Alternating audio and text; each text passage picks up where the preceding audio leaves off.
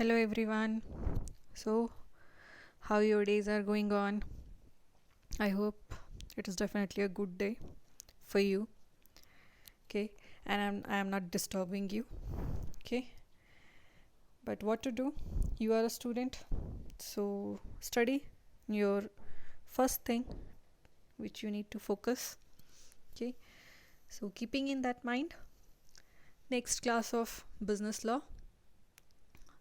Last class, some topics we have covered under the performance of contract, reciprocal promises and all. Now today also we need to cover something. Okay, today we'll try to cover two small things. Weekend class, no? So small things we'll cover. And yes, I forgot to tell you, good morning, good afternoon, good evening and good night. Okay, so as per your time zone. Okay, so fine, we'll start the business law for the day. So today we need to study about appropriation of payments, and I believe little bit about this you have studied in your last semester's maybe fourth sem. Yes, fourth sem under the LPB. Okay, even no, if you have studied forgotten or something, no issues, no problem at all. We can go with this class and recall those things. Okay, no need to have a mentors. Fine, so let's start. Appropriation of payment. Fine, so as you can see here, the word appropriation refers to what? Application or allotment, and the word payment means giving a certain sum of money to discharge an obligation. Okay, so when we are saying this, so what is this? We have to like application of certain amount paid by a person towards discharging of several debts owned by the person towards the other. So very simple, debtors and creditors. Okay, somebody has taken the loan and definitely that person has to do the payment of loan to the creditor. Okay, so now we have to check when your question of your appropriation of payment arise. Okay, and appropriation of payment topic in your Indian Contract Act, it is covered under the section 59 to 60. Okay, so very first here comes appropriation by debtor. And now one more thing you can keep remember, always the appropriation of payment by default first right always lies to the debtor only. Okay, now when the debtor will come, where payment of debt to be discharged is indicated. Getting it? Indicated. Okay, according to your section 59 applies to the debt whereas several and distinct, and does not apply in the case where there is only one debt, even if it is to be paid in installment. Okay, so it is, you can say that 59 to 61 talks about the general rules, okay, related to appropriation of payments. And what exactly that is? Cases where debtors owes several distinct debts to one person, okay, and make the payment to him. Fine, now whenever money is paid, fine, it is applied according to the express will of the payer, not the receiver. So just now I have also told you, always the appropriation of payment rights first, okay, first it used to lies with the debtors, that is payer only. Fine, if at all the party to whom money is offered does not agree to apply it according to the express will of the party offering it, he must refuse it, okay, and stand upon the rights which the law gives him. Fine, so appropriation is actually a primary right of debtor, okay, and it will apply only in case of several and distinct debts, and do not apply where there is only one debt, even though payable by installments. I am repeating again and again. Okay, and just now we have seen your section 59. Fine, so just suppose debtor makes a payment, okay, to any of them, because just now we have seen several debts. Okay, it's not applicable when you have the only one debt. Okay, when the between same debtor and creditors several debts are there. Okay, so in that case, whenever debtor is going to make the payment to any of them and later request the creditor to apply that payment to the discharge of a particular debt, okay, and if the creditor agrees, fine, he is bound now for such appropriation. Okay, that means if a creditor say, okay, fine, you are telling me to discharge your this particular debt, just suppose debt of rupees 1000. Okay, just suppose some person has owes like A and B always, why to somebody else, A and B, A is a debtor, B is a creditor, and A and B, among those two peoples, A has actually taken maybe 4 different loans from the B, one for 1000 rupees, another for 2000 rupees, another for 3000 rupees, and another for 4000 rupees. So now A is going to do some payments. Now just suppose A is going to do the payment of 2500 rupees to B. So A is having a full rights because A is a what? A is a debtor. So A is having a primary right to tell to the B, that is creditor, that this 2500, okay, with this rupees you do one thing, you discharge the or you apply this amount to that particular loan which is of rupees 4000. Okay, so if creditor agrees, he is now bound, he has to go for the same. Okay, now whenever like I have to if I have to say that, okay, debtor should communicate, debtor has to communicate his appropriation. Okay, either he has to express it or implied. Okay, now just suppose we have taken the example 1000, 2000, 3000 and 4000, 4 different loans. Okay, and debtor has paid rupees 2500 and told to the creditor that go for with this do the part of payment of rupees 4000 loan. Now the another situation, maybe your debtor, that is A, is going to make the payment of rupees 1000 to B. Okay, 1000 to B. So in this case, pre-assumption also can go. In this case, what pre-assumption? 1000 rupees and first loan was also for 1000 rupees. So maybe it is for the payment of that particular debt. Okay, so this is the appropriation by debtor.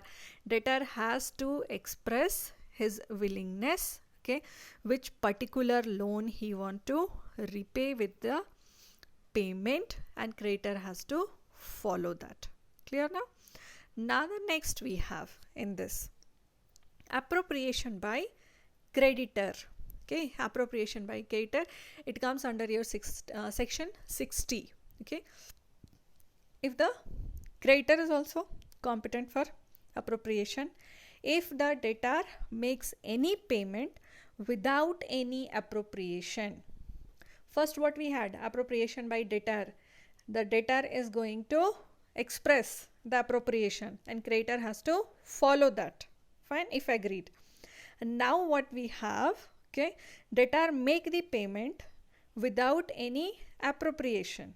He has not mentioned or he has not expressed, okay, or nothing is implied also that this 500 rupees, now just suppose with the same old example where we had the 4 loans between A and B, A is a debtor, B is a creditor, 1000, 2000, 3000, 400. So now just suppose if A is going to make the payment of rupees 500, so on which you are going to apply it, and if A has not expressed it, okay, A has not expressed the appropriation, in that case the creditor can use, okay, his discretion to wipe out any debt which is due.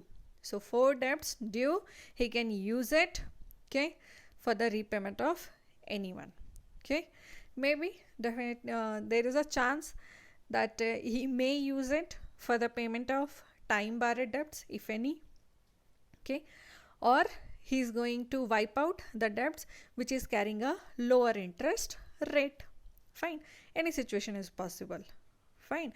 Now when I'm saying time barred debts, so as per the court you can't enforce the party to repay it, but if any time barred debts is existing legal, then definitely you can that is creditor can apply that payment on the time barred debt also. No issues at all. Okay, so as long as notice has not been given in respect of the appropriation of any amount, the creditor can change it and can appropriate some other claim. Okay, and one more thing, small thing you can keep remember here. If the question comes principal first or interest on single debt, okay, if the question comes principal or interest on single debt, so wherever interest has accrued must be applied first to the interest. Okay, now the third we have in this one, appropriation by law. Okay, so appropriation by law, which is under your section 61, fine, and it is applied in a situation when neither of the parties makes the appropriation. Okay, debtor has also not made any expressed or implied appropriation about the payment, and creditor is also not ready to go for the appropriation. So to settle this deadlock, the law gets the right to appropriate it. Okay, and whenever law is going to interfere, in that case the debt is settled in accordance with the order of the time they have incurred. Okay, so according to the time they have incurred, they are going to settle the debts. Okay, in case all the debts are of the same time, then the debts would be discharged proportionately. Okay, so what we have seen, two things. In case the debt is settled, first was what?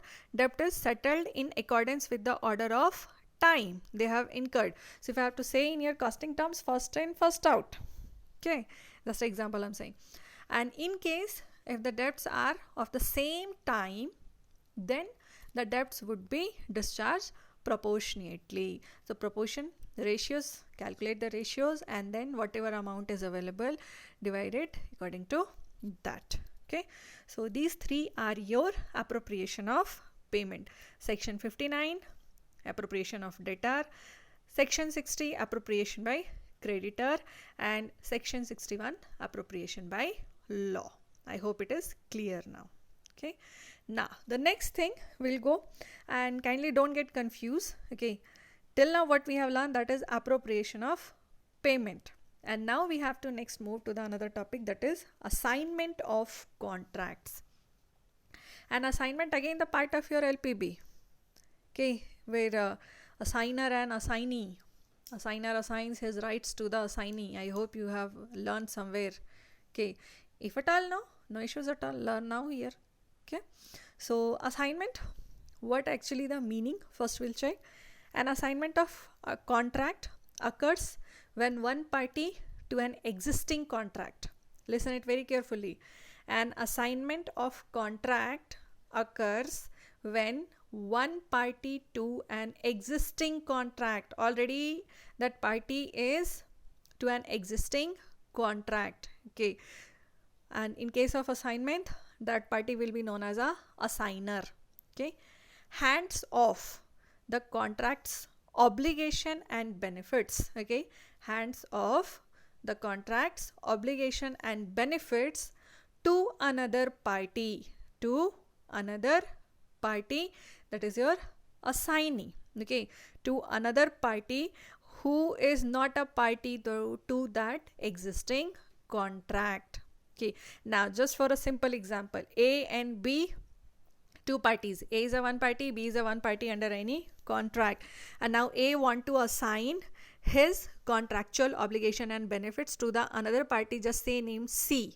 Okay, C was not the party of that contract because the contract was between A and B. Now C is a third person, okay, who is not at all the party of that contract, but A wants to assign his contractual obligations and benefits to the C.